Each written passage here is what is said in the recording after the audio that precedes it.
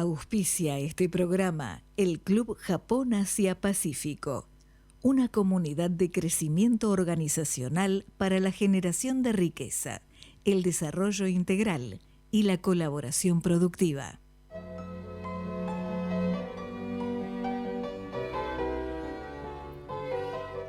El camino es Kaizen, una actitud en la mente, una disposición del corazón y una disciplina del espíritu.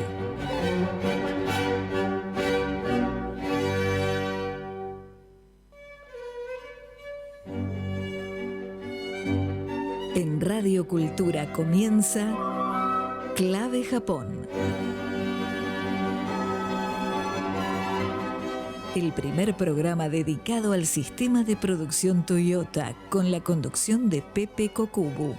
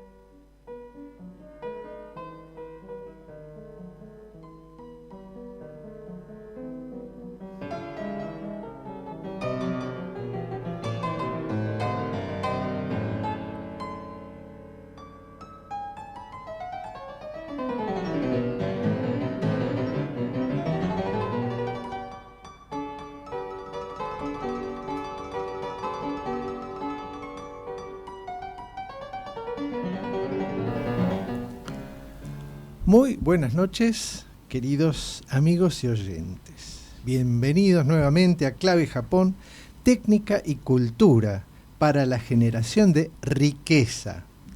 Un programa que hace crecer tus negocios junto con los mejores.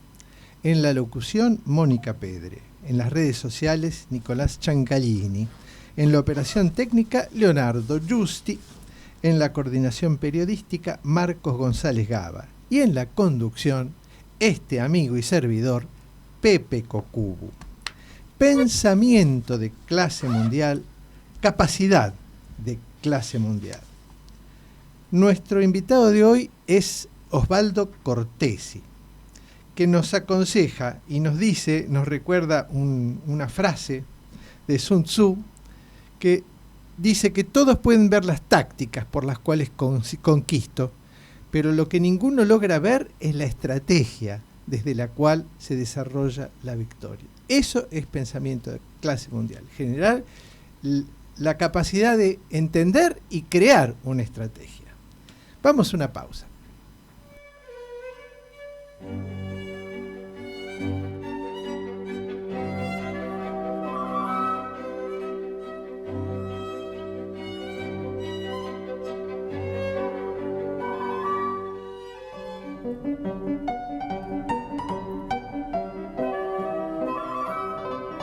El Club Japón Asia Pacífico agranda tu pensamiento y potencia tu capacidad.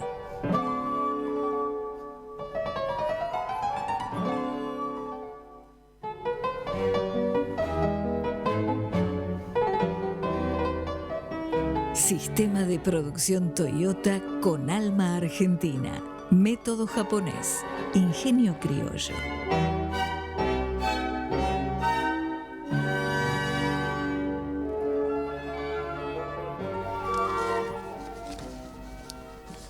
En Clave Japón, hoy comenzamos un nuevo ciclo de pensamiento estratégico. Esto no es un homenaje a Oriente. Esto es una herramienta para competir. En este ciclo vamos a hablar con 4 claves: sinología, japonología, era axial, el concepto de era axial, y argentología, una argentología derivada de los tres anteriores. ¿Por qué?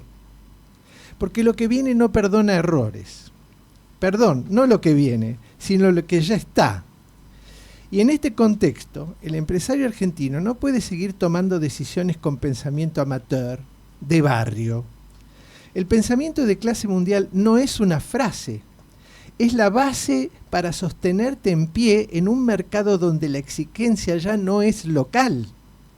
Competís contra lo importado todos los días, incluso si nunca pensaste en exportar.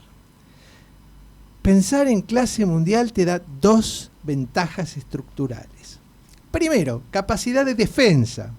Formar precios, entender aranceles, constituir lobby, proteger tu mercado. Eso es bastante, hay una gimnasia bastante buena en Argentina. Pero necesitamos generar una capacidad de ataque, ofrecer productos buenos, bonitos y baratos y competir acá y, obvio, también afuera. Y para eso necesitas incorporar modelos que ya funcionan y saber cómo adaptarlos sin desnaturalizarlos. Esta semana arrancamos con sinología, que podríamos mal llamarla chinología, estudios chinos, de China. Porque China te exige, te desafía, te amenaza, pero te brinda también oportunidades. Y la semana que viene vamos con japonología, porque Japón te enseña. Es el maestro silencioso del desarrollo económico de toda Asia y del mundo entero. No se trata de copiar, se trata de entender cómo piensan los que ganan y usar esa lógica con criterio local y precisión global para tomar mejores decisiones en tu empresa. El programa de hoy, como dijimos, va a girar en torno a la sinología, pero no desde un enfoque académico o teórico, sino desde su posible aporte a la toma de decisiones del empresario argentino. La propuesta es poner en el centro la articulación entre lo macro y lo micro, cómo los grandes movimientos del tablero geopolítico, Xi, Trump, Putin, Zelensky, decisiones sobre aranceles, etc., influyen directa o indirectamente en la realidad cotidiana de una pyme o de un empresario industrial, incluso si nunca exportó ni negoció con China. Ustedes, queridos oyentes, son empresarios que toman decisiones todos los días bajo presión y que tienen la gimnasia para superar más de una crisis. Hoy vamos a explorar juntos cómo una mirada sinológica puede aportar a mejorar la competitividad en aspectos como calidad, precio, plazo de entrega, confiabilidad o escala. Nos gustaría también incorporar una mirada sectorial, porque los efectos de China y del orden internacional no son los mismos para una metalúrgica que para una textil, para una empresa de software o para una pyme agroindustrial. Muchas veces lo que a unos los beneficia, a otros los pone en jaque. Cualquier empresario sabe que la ventaja mínima vale oro, pero esta ventaja, la del pensamiento de clase mundial, es una bomba atómica, y quien la incorpore primero va a sacar mucha distancia.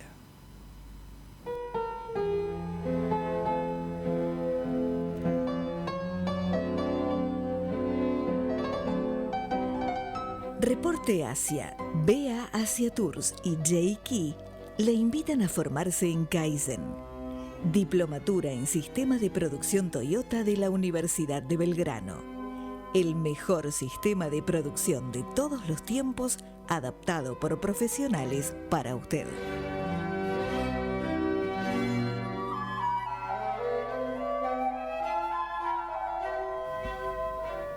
Bueno, hoy tenemos el lujo, el honor de contar con Osvaldo Cortesi. Yo te pediría así muy brevemente, porque ya te presentamos la vez pasada, pero que recuerdes a nuestros oyentes la trayectoria tuya, tu hogar, tus estudios y hitos de cómo fuiste llegando a especializarte en China. Bueno, yo me recibo de licenciado en Economía en el año 1971, después de estar prácticamente 6 años en el Colegio Carlos Pellegrini. Yo venía de un hogar muy humilde, mi padre era albañil.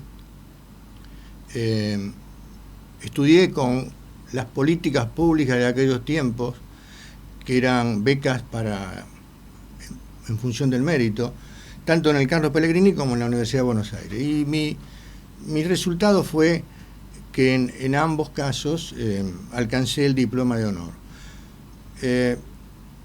Ingresé en Fiel en el año 1971. Uno de los profesores últimos de la carrera me invitó a participar y estuve ahí practicando. Un nombre famoso, ¿no es cierto? No, el que me invitó a participar fue un profesor de finanzas, Enrique Arzac, y tuve la suerte de trabajar como asistente de Juan Carlos de Pablo. En Fiel estuve 5 años, después participé en la Secretaría de Hacienda como subdirector de investigaciones fiscales, el área de la Secretaría de Hacienda que estudiaba la política fiscal, y después me ingreso al sector privado y llego a ser gerente general de un banco en el año 82, hasta el 86. Al 86 fundo una consultora macroeconómica y en el año 2000 me retiro de la consultoría y tengo la oportunidad de viajar a China porque José Luis Machinera, que era ministro en aquel momento, me pide a mí entrar en el banco Banco de Comercio Exterior, y yo ingreso como vicepresidente y me tocó a mí viajar a China 2 semanas. Ahí me di cuenta que obviamente mi cabeza estaba totalmente influida o cooptada por la historia, la cultura occidental. Y dije, no, acá tengo que empezar a incorporar lo nuevo, porque empecé a ver, y eso fue en el año 2000, estamos en el 2025, lo que podría ser el futuro de un desarrollo como el que tuvo China. Y bueno, a partir de ahí empecé a estudiar el tema China en forma privada, me vinculé mucho con la sinología francesa. ¿Qué es la sinología?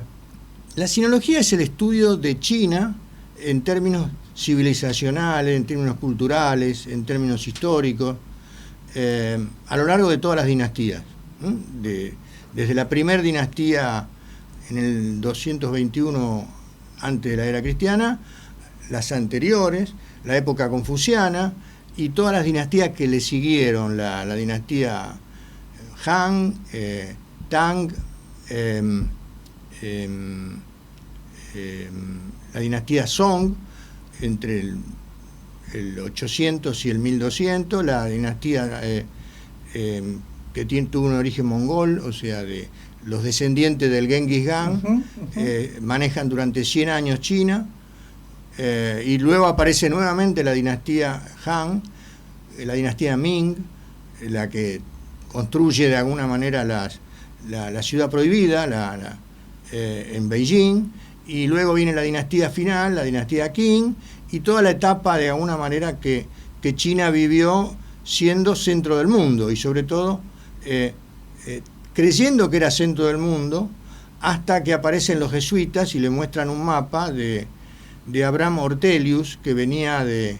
Los jesuitas venían muy formados en matemática, astronomía y cartografía, y le muestran que realmente China no es el centro del mundo, porque se había descubierto América y había un continente mucho más alejado de China, y concretamente eso a los chinos les sirvió para entender que hay otra parte del mundo que no era justamente la que ellos conocían. Eso es lo que tendríamos que hacer nosotros. Totalmente. ¿Y por qué puede ser útil para pensar estratégicamente más allá del interés cultural? Porque el pensamiento de China es un pensamiento que siempre proyecta, yo diría, China viene de milenio y proyecta por siglos. ¿Esto qué significa? Que está pensando permanentemente en cómo resolver las problemáticas de su población, de su gente, de su comunidad, de su etnia, etcétera. Y cuando vos ves la historia china, ves cosas que son maravillosas. Es decir, si hoy ves la construcción de China, que todo el mundo ve en términos de el avance tecnológico, como el avance en infraestructura, en trenes de alta velocidad, etcétera, etcétera, y mirás para atrás, ves que China en el año 300, 400 de la era cristiana empezó a construir un gran canal a pala, porque no había rotoexcavadora Caterpillar, y de 1.600 kilómetros para trasladar agua del sur al norte. Y esto es maravilloso, porque en términos, digamos, no es solamente la Gran Muralla lo que hay que mirar, sino hay una cantidad de emprendimientos a lo largo de la historia milenaria china que son importantes. Y es tan importante que yo suelo decir que cuando ingresa China a la OMC, no ingresa la República Popular China, gobernada por el Partido Comunista Chino, sino que ingresa la civilización china. Y lo que hoy estamos viviendo en el contexto de esta geopolítica nueva es de pronto una situación donde la China del año 2001 entró con 700 millones de nuevos trabajadores, muchísimo más del doble de lo que era el conjunto de Occidente, y en ese momento era 4% de la producción manufacturera mundial, hoy es el 30%. Impresionante. Marcos, ¿cómo estás? Hola Pepe, ¿cómo estás? Hola Osvaldo, ¿cómo están? Hola Marcos. Escucharlos. Se te oye poquito, si te Importante. ¿Sí?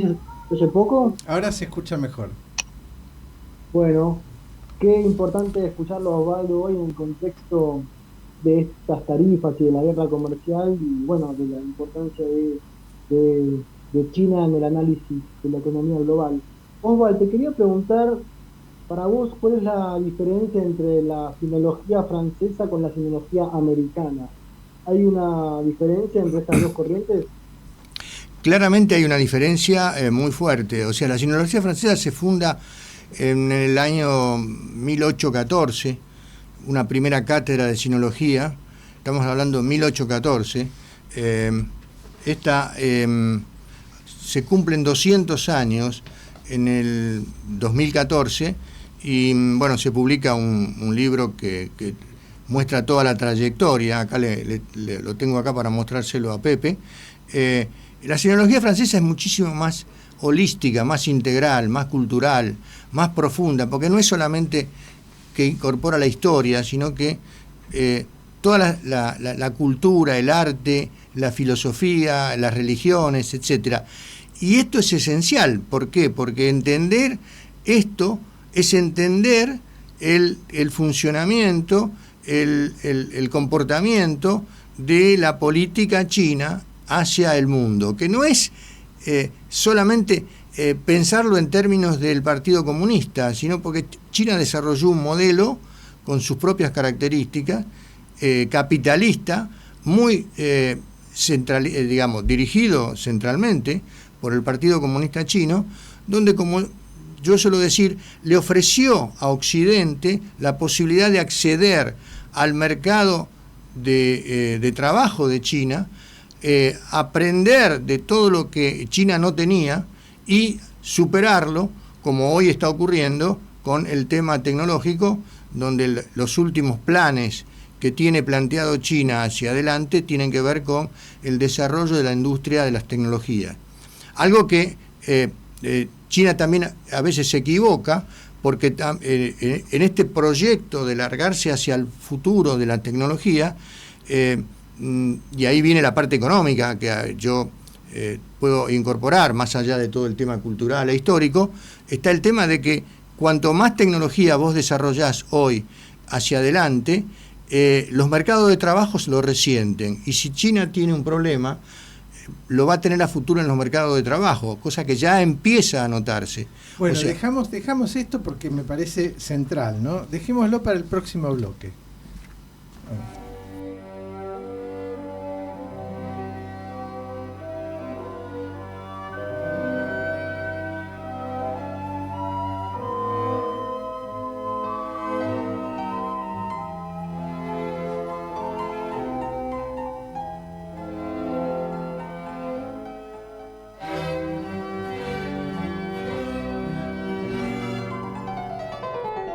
Podés comunicarte con Clave Japón enviando un WhatsApp al 11 55 77 11 92.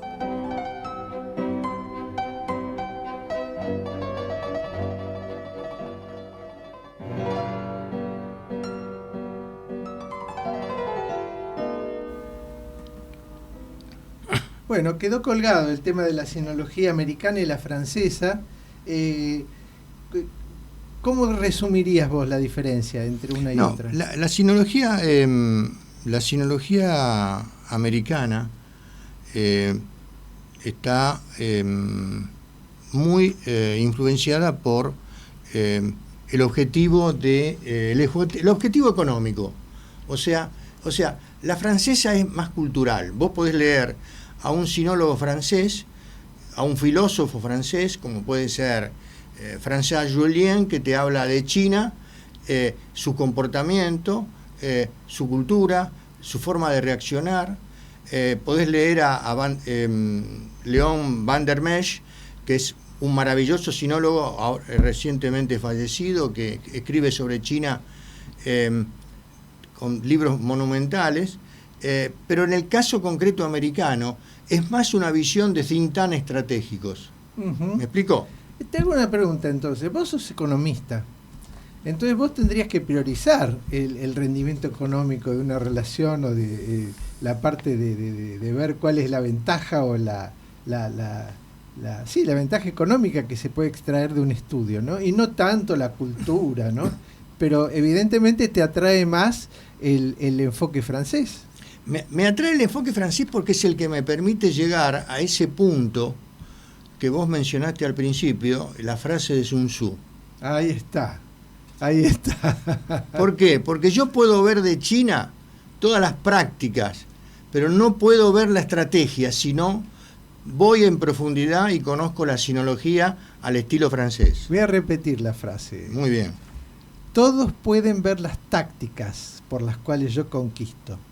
Y aquí están la sinología norteamericana mirando a ver cómo hicieron, ¿no? O sea, todo lo que hace la sinología americana es ver qué hace China con su economía. Pero lo que ninguno logra ver es la estrategia desde la cual se desarrolla la victoria. Así que qué buena respuesta que nos has dado. No, es más, yo dije que, como veo yo, China es como tiene una cultura de milenio y proyecta por siglos. Si yo te digo a vos hoy, más allá de los números, de los datos económicos, ¿quién es el país que está construyendo más barcos, o sea, tiene la industria naviera más potente del planeta? China, el 50%. Después está Japón y Corea. Estados Unidos apenas el 1%. ¿Y qué construye China? Además de los portacontenedores, barcos para GNL, etcétera, etcétera. Rompehielos. ¿Y por qué rompehielos? Vos vas a pensar en términos... Casi te da miedito, ¿viste? Rompehielos, ¿por qué? Porque el futuro, como ellos lo ven, va a ser muy cercano a la explotación de recursos de la Antártida, por ejemplo, y cuando esto ocurra, China no está preparada. Pero además el tema de la Antártida tiene otra cuestión, y por eso que Groenlandia también está adquiriendo esta importancia. Es que el calentamiento global va a hacer que Groenlandia y la Antártida sean lugares muy, muy distintos de lo que son ahora, ¿no? Exactamente. Así que pero hoy, por ejemplo, en los últimos 20 años o 30 años, la industria naviera americana prácticamente desapareció. Hoy, si tienen que construir barcos de las nuevas tecnologías, tienen que recurrir a China, a Japón o a Corea. Qué notable. Pues fíjate que la industria naval fue uno de los pilares del desarrollo japonés en los 60, 50, 60, ¿no? Sí, evidentemente, bueno, que queda como segunda, ¿no? en este ranking. Bueno, pero fíjate que también ocurre ¿por qué hoy China tiene el 70% del procesamiento de litio? ¿Se anticipó a quién? A lo que iba a venir. Litio, batería. La otra parte, el otro mineral es el cobalto, el Congo. ¿Quién es el mayor productor mineral de cobalto? China, porque el cobalto con el litio te produce una batería que es más duradera, más segura. Y China se anticipó a esto. Sí. Entonces, estamos en un contexto donde, a partir de esto que está ocurriendo estos días, donde Trump plantea un cambio, es como que Trump quiere patear el tablero del Go donde juega China. Mira, me das pie a una pregunta. Hay que entender qué significa el Go. Nosotros pensamos en términos de ajedrez, Sí. no pensamos en términos de Go. Entonces, si nosotros queremos hacer una política o desarrollar una estrategia para, no digo para enfrentar, pero para ponerse a la altura del desafío con China, tenemos que aprender qué significa esto. ¿Qué es el Go? El Go es un juego, uno lo dice, son las piedritas blancas y negras, aquí no hay caballos, no hay...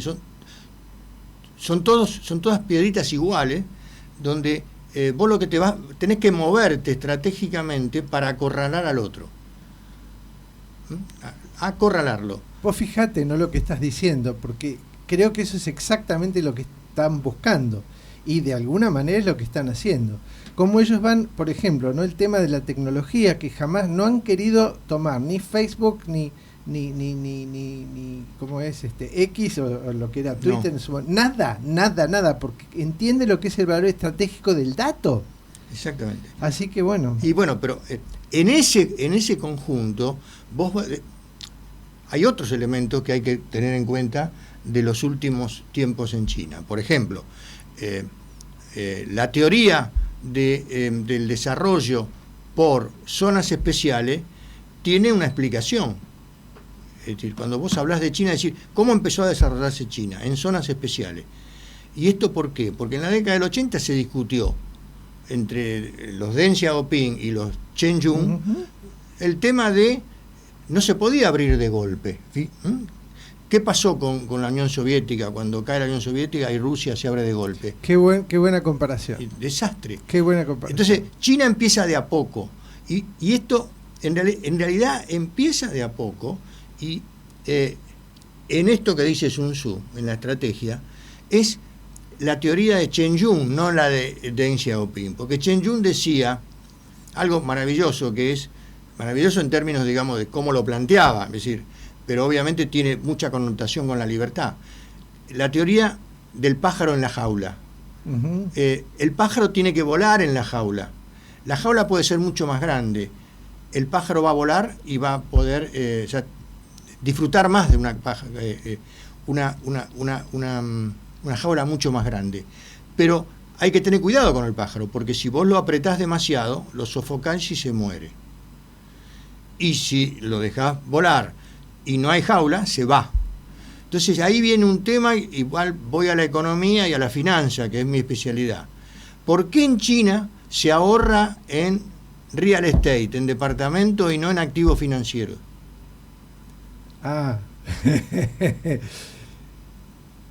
Porque no puedo, es una cuestión tremendamente fuerte, ¿no? Pero en real estate, vos lo comparás con cualquier país occidental, una familia, en China el 80% de su riqueza, ahorro de pasado, está en real estate, que ahora tienen problema que cayó el precio.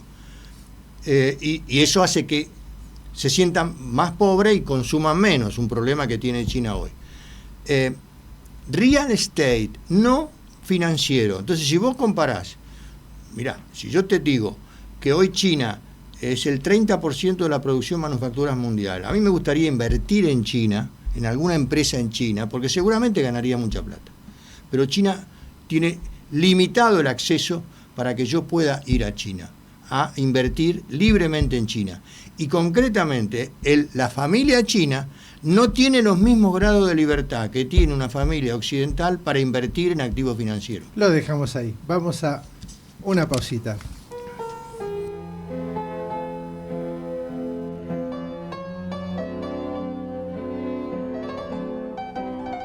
Reporte Asia, BA Asia Tours y J.Key le invitan a formarse en Kaizen. Diplomatura en Sistema de Producción Toyota de la Universidad de Belgrano.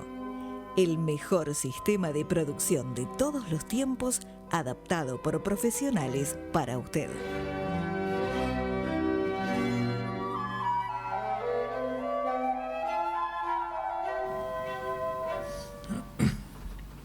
Bueno, Marcos, ¿querés hacerle alguna pregunta a Osvaldo? Bueno, la verdad quisiera hacerle muchas, y ese es el problema con Osvaldo, porque la verdad es que está interesante escucharlo. Pero bueno, yo a Osvaldo conocí hace ya 6 años, trabajando en una corporación muy importante. Hicimos un viaje a China juntos, y él fue como un especialista en China, como un sinólogo, economista, que nos daba justamente agenda para entender mejor el país. Y yo le quería preguntar a Osvaldo justamente, ¿cómo crees vos o crees que los empresarios se pueden nutrir de la sinología y cómo los puede ayudar a los empresarios argentinos la sinología a entender mejor este momento actual que estamos viviendo? Bueno, es muy importante, digamos, conocer la cultura del otro con el cual yo estoy tratando para hacer una relación de negocio. Y en ese sentido es muy importante que el empresario, como nos ocurrió en ese encuentro que tuvimos contigo en el año 2019, vea las potencialidades en cuanto a la demanda de China y la importancia que tiene un país como la Argentina en cuanto a complementariedad con China. Nosotros fuimos con empresas tanto de tecnología como empresas de alimentos vinculadas con el sector el sector del aceitero, la soja, etcétera. Y esto aprendimos mucho en cuanto al potencial de la demanda y la precisión de esa demanda dirigida a el potencial de Argentina. Hoy Argentina tiene además otros nuevos sectores que son muy atractivos para China, como por ejemplo el sector minero, el litio. Vos sabés que hoy la empresa número 1 de China de extracción de litio, Ganfeng, está en Salta, y Argentina se convierte en un proveedor, así como fue proveedor de todos los temas que tienen que ver con la alimentación, la soja, etcétera, de litio. A futuro, lo que uno ve como potencial y que el empresario tiene que mirar, mirando a China, en un contexto donde hoy está ocurriendo un cambio geoeconómico importante a partir del Día de la Liberación, es entender que Estados Unidos seguramente va a ser muy importante en la relación con Argentina a futuro, pero China es también y justamente muy importante en cuanto al potencial que va a tener China en cuanto a demanda hacia el mundo. ¿Por qué? Porque uno de los problemas mediante los cuales, que están detrás de la política de Trump, es tratar de que China aumente el nivel de consumos. Esto lo dice el informe de Trump cuando larga estas tablas de la ley, como uno la podría plantear, las tablas de los aranceles, explica que los países que reprimen el consumo son países que están en contra de lo que son los objetivos de desarrollo que planteó Estados Unidos en la OMC cuando le da la habilitación a China para entrar a la OMC. Y eso fue en el año 2001. Ingresa China a la OMC con 700 millones de habitantes, de trabajadores, o sea, del mercado de trabajo, y hoy China tiene un problema de fondo y que está muy relacionado con la cultura china y la forma de ser de China, que es una tendencia a producir en exceso y consumir por debajo de lo que son los niveles de consumo occidentales. China tiene que cambiar eso. No hay comunidad de destino compartido como plantea Xi Jinping, si China no cambia esa estructura de funcionamiento del consumo. Y eso significa aumentar los niveles de consumo de las familias. Hoy China, te lo pongo en números para que veamos claramente, Estados Unidos es un país que tiene un producto de 25 trillones de dólares. Su consumo es 18 trillones. China tiene un PBI de 20 trillones y su consumo es apenas de 8 trillones. ¿Está claro la diferencia? O sea, en Estados Unidos se consume prácticamente el 60-65% de los ingresos. En China, el 40% de los ingresos. Y esto tiene que cambiar para que se dé un orden económico global armónico. En ese sentido, China tiene que aumentar los niveles de demanda de consumo. Y un país como la Argentina, desde el punto de vista productivo, está en la primera línea para proveer parte de estos consumos. Buenísimo. Vamos a una pausita, seguimos con este fascinante tema.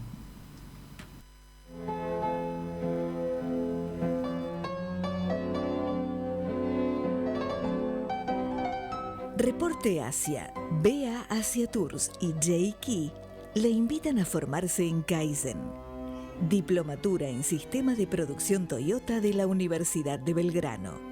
El mejor sistema de producción de todos los tiempos, adaptado por profesionales para usted.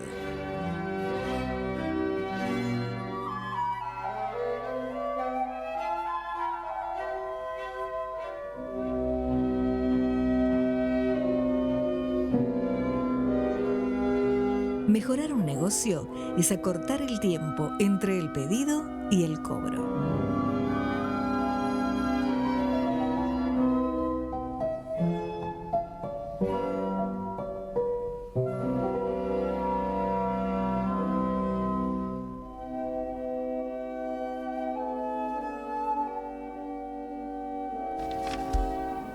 Bueno, mira, yo creo que estamos tocando el centro de la cuestión. El centro de por qué Trump está haciendo lo que está haciendo, por qué, como vos bien decís, pateó el tablero de Go internacional. Y es el tema que es este tema del aumento de consumo. Yo creo que China va a tener que hacerlo, lo va a hacer. Lo que pasa es que va un poco contra dos cuestiones. Una cuestión confuciana, que es la de ahorrar, el ahorro como concepto. Y segundo, la cuestión burguesa, que es contraria a la visión comunista de una realidad. Y además, habiendo pasado por un periodo de hambre, de hambruna tremenda, todavía queda esa cultura de la importancia de no aburguesarse, de ver la cultura burguesa como algo malo, como algo de lo que hay que cuidarse. Así que bueno, esa parte cultural, además de lo que es la política misma del gobierno, ¿no? Del Partido Comunista Chino, lógicamente es un problema. Pero va a aumentar. Va a aumentar y no solo eso, sino que yo te quiero comentar algo y te traigo de vuelta a la sinología francesa. León van der Mees, un sinólogo muy destacado en el siglo, por los libros que ha escrito sobre China, de la China antigua, la China moderna, etcétera, decía en uno de sus libros que China sufrió hasta mediados del siglo pasado 2.000 catástrofes, desde epidemias, sequías, inundaciones, terremotos. Es como un país que tuvo muchísimo sufrimiento en cuanto a lo que es la vida familiar. Y esto está en el ADN chino de ser prudente en el gasto y va en contra del capitalismo, porque el capitalismo lo que necesita es que vos sigas consumiendo. Calentar el consumo, sí. Que cambies las zapatillas, por lo menos no mantengas de alguna manera el mismo tipo de consumo durante mucho más tiempo, o sea, en promedio. Entonces, esto es fundamental, o sea, si China sigue produciendo al nivel que produce hoy, como decía al principio, 30% de las manufacturas, y consume mucho menos que el promedio mundial y el promedio de los países occidentales, estamos en un desbalance complicado. Sí, eso yo creo que de alguna manera va a tener que buscar un punto de equilibrio, ¿no es cierto? Pero asumiendo, ¿no es cierto? Mirando a futuro con esta visión estratégica, el argentino tiene que tomar conciencia de qué significaría este aumento del consumo. En un punto, 2 puntos, ¿qué significa como oportunidad para la Argentina esto? Bueno, la oportunidad está clara, o sea, esto se va a tener que producir, si no, no hay equilibrio global. O sea, si vos seguís el pensamiento que hay detrás de Trump, que es el pensamiento de Robert Lighthizer, que escribió un libro que se llama No todo comercio es libre, en el último año, lo que te dice Lighthizer y lo que está planteando Trump, inicialmente, cuando digo patea el tablero, una suerte de decoupling, o sea, de desacople estratégico. Sí. Si hay desacople estratégico, el mundo está en problema.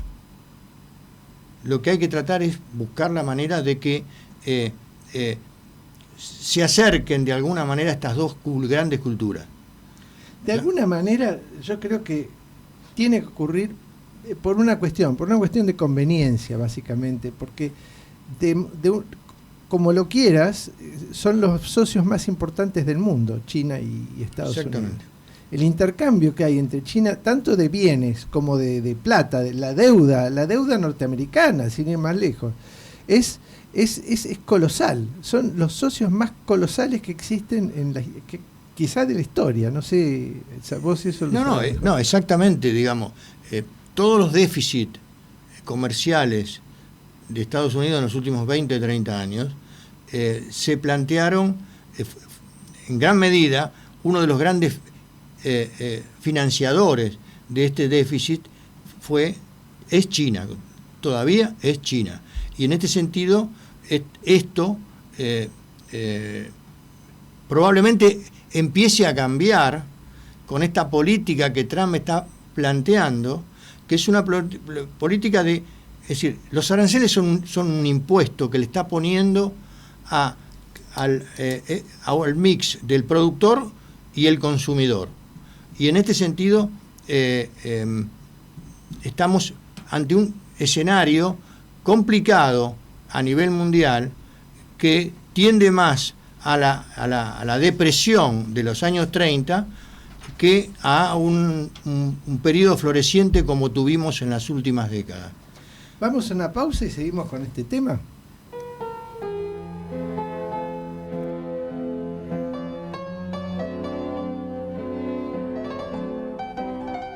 Reporte Asia, BA Asia Tours y J-Key le invitan a formarse en Kaizen, Diplomatura en Sistema de Producción Toyota de la Universidad de Belgrano. El mejor sistema de producción de todos los tiempos, adaptado por profesionales para usted.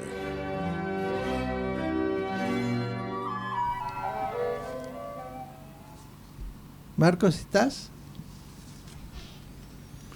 Así que bueno, no importa. Acá también... Marcos, te quería consultar. Sí, estoy con mi hijo acá y estaba justo atendiéndolo, disculpen. No hay ningún problema. Justamente el estilo oriental es incluir la familia en lo que uno hace. Es muy familiar el estilo japonés, supongo que el chino también. Así que tranquilo, estamos haciendo lo que es al estilo japonés. Marcos, ¿querés hacerle una pregunta a Osvaldo?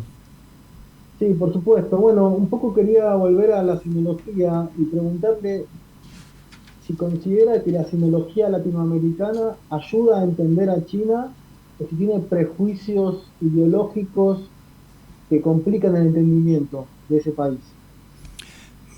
En realidad no hay una sinología latinoamericana, hay una ideología latinoamericana que prefiere a China a Estados Unidos. Yo diría es más una sinología sinófila, o sea, como la izquierda latinoamericana es antiamericana, anti-Estados Unidos, la sinología latinoamericana es una sinología que es pro-China y concretamente solo ve la parte, de alguna manera, de lo que es la demanda de China, el potencial de China, pero no ve que realmente hay aspectos de la filosofía china que no incorpora. Y uno de los más importantes para mí tiene que ver con lo que yo llamo, y que es importante en China, es el combate a la corrupción. En China la corrupción se combate en forma muy eficiente, muy fuerte, y esto la izquierda latinoamericana, o la sinología que podríamos llamar latinoamericana, no incorpora toda esta parte que tiene que ver con el pensamiento chino, que tiene que ver con la moralidad de los gobernantes. Y en este sentido hay una falencia muy fuerte y que de alguna manera facilita el avance de China para tener relación con gobiernos autoritarios. Concretamente Venezuela. ¿Quién es uno de los sponsors más importantes detrás de Venezuela? China. En el caso concreto argentino, la corrupción en la Argentina, recientemente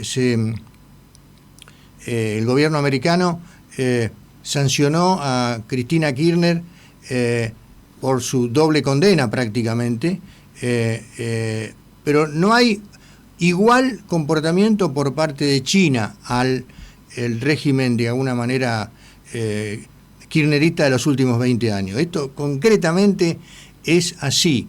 Y en este sentido hay que decir que en China también, hacia afuera, no existe la misma visión moral que hacia adentro. O sea que China tiene una fuerte connotación moral basada en el confucianismo y en otro filósofo que le siguió a Confucio, que fue Mencius, en todo lo que tiene que ver con la moralidad de los gobernantes, hacia adentro. Pero cuando va afuera y crea los institutos Confucio, esos temas prácticamente se soslayan. Y esto creo que es un tema muy importante para Latinoamérica, o sea, porque de lo contrario es como si yo tendría que hacer un análisis crítico de China, como que tiene una doble moralidad, hacia adentro de una manera y hacia afuera de otra. ¿Me explico? Sí, muy interesante lo que decís. Los chinos y los japoneses también son esencialmente prácticos. Entonces la moral es un factor de convivencia. Entonces les gusta a ellos tener su armonía de convivencia en casa. Ahora, lo que pase afuera no importa nada. Es un poco eso, entender la moral como un instrumento, no como un fin en sí mismo, ¿no? Un instrumento de la felicidad. Entonces, bueno, si quieren ser corruptos, bueno, problema de ellos. Sí, pero lo importante es que no es así, pero no se explicita, o sea. No. Yo no veo a ningún sinólogo, latinoamericano, tanto del país como de Latinoamérica, que planteen estos temas. No lo veo. No, lamentablemente vos lo dijiste perfectamente bien. Está teñido de ideología. Normalmente muchos latinoamericanos que se ponen a estudiar China se le ponen a estudiar casi con el sesgo de confirmación, ¿no? De lo bueno que es el comunismo, ya que no tiene más comunismo en Rusia, no existe más en la Unión Soviética, tienen que buscarlo en un lugar, y el sesgo de confirmación, el único lugar que tienen es China, pero no van a poder encontrar lo que están buscando. No. En realidad, vuelvo a repetir, esa parte de China en cuanto a la moralidad es muy fuerte. Hoy concretamente está en jaque el hijo del principal, o la mano derecha de China de Xi Jinping en el periodo de Trump, que es Liu He, el que manejaba toda la parte económica, todas las relaciones de comercio con Estados Unidos. Liu He, el hijo está sospechado de corrupción en un banco, está desaparecido. O sea, en China, el que lo encuentran con los bolsos, como los bolsos de Lopa, directamente lo matan. Es decir, ¿Lo matan literalmente? Lo matan literalmente. Ah, Literalmente, condena de muerte. condena de muerte. Bueno, Marcos. Osvaldo, y hacia adelante, en esta puja que hay entre Estados Unidos y China por América Latina, desde la época de la primera presidencia de Trump, porque vamos a decir que durante la presidencia de Obama no hubo un discurso anti-chino en América Latina desde Estados Unidos, sino todo lo contrario. ¿Qué ves que puede pasar en este contexto? Estados Unidos no quiere que China siga ingresando, China tiene una estrategia de lentamente generar una presencia en muchos sectores, y lo viene haciendo hace 20 años con mucha fuerza. ¿Qué te parece a vos que puede pasar en estos próximos años, en esta puja geopolítica China-Estados Unidos por América Latina y en específico por Argentina? Bueno, yo creo que la política que uno ve, y esto lo lee en muchos trabajos de think tank distintos en Estados Unidos, es buscar la transparencia en todos los factores, en todo el accionar de las relaciones económicas. Y en este sentido, creo que es bueno para Latinoamérica que esto se promueva en forma creciente. Y me parece a mí que en el caso concreto de Argentina, también es fuertemente importante que esa transparencia se haga efectiva y que tenga de alguna manera como correlato un sistema institucional, un sistema de inversiones con más seguridad, porque la Argentina no lo ha tenido, su transparencia ha sido claramente fallida, opaca, y concretamente es uno de los grandes factores que Argentina tiene que cambiar hacia el futuro y tener la oportunidad de desarrollar todo su potencial. ¿Por qué? Porque Argentina tiene desde todo lo que es la producción de proteína a la producción de energía, la posibilidad de la transmisión de energía con el cobre y el almacenamiento de energía con el litio. O sea, Argentina necesita instituciones fuertes para un desarrollo sostenido, serio y confiable hacia el mundo. Dejémoslo acá con este concepto que me parece brillante y lamentablemente nos tenemos que ir. Clave Japón, técnica y cultura para la generación de riqueza, pensamiento de clase mundial, capacidad de clase mundial. Nos vemos el próximo lunes para que hagas crecer tus negocios junto con los mejores. Y recuerden, el que primero entiende cómo piensa el mundo es el que pica en punta.